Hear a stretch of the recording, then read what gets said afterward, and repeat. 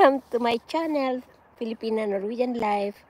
Dito tayo ngayon sa labas at ito yung ating weather sa North Norway, part of the Arctic Circle. Matagal tayong walang sorry guys, medyo lito pa yung aking kaisipan. I-relax ko muna kayo or igala ko muna kayo. Ayan, oh, merong utot ng eroplano.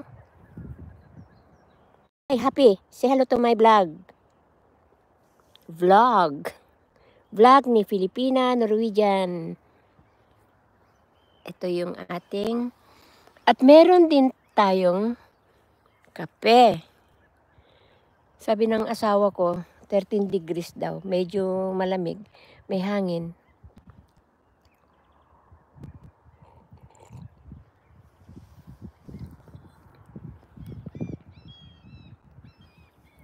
So, hello dyan mga kaibigan. Matagal na tayong hindi nag-vlog kasi may times na parang nawawalan ng gana.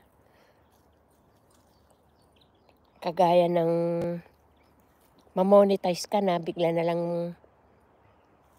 mag-i-stop na hindi mo alam kung ano yung kalakaran. Ganun din yan guys sa FB Reels. Maraming scammer. Kaya ingat-ingat po tayo.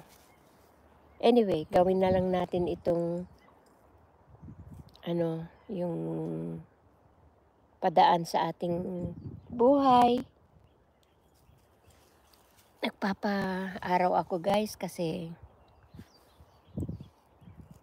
recently may konti tayong aksidente. So medyo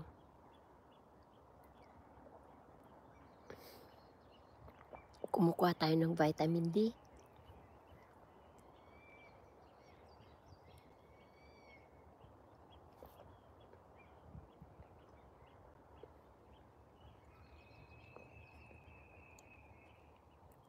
Kailangan talaga guys yung mahusay tayong gumawa ng content. Kasi kung ganito lang, o sige, may siguro padaan-daan. O ano kayo mabuhay doon sa Norway. Parang ganun. At ibabahagi ko yung dito kahit na retired ka na, makahanap ka nga ng trabaho. Kadamihan dito kasi guys, mga cleaning. Madali kang makapasok, cleaning sa mga houses, hotels, housekeeping. Pero paano nga kapag yung retired ka na nga, mahina na yung katawan mo. Siguro, pero kung hindi lang ito merong ibang language, kakapasok din tayo. Pero inuuna po nila yung mga medyo mas bata na sa atin. Pag ganun.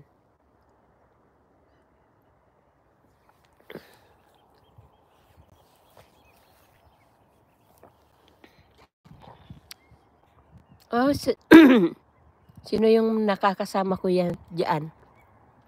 Yan ang aking pet. Ang aking body hero. Salamat sa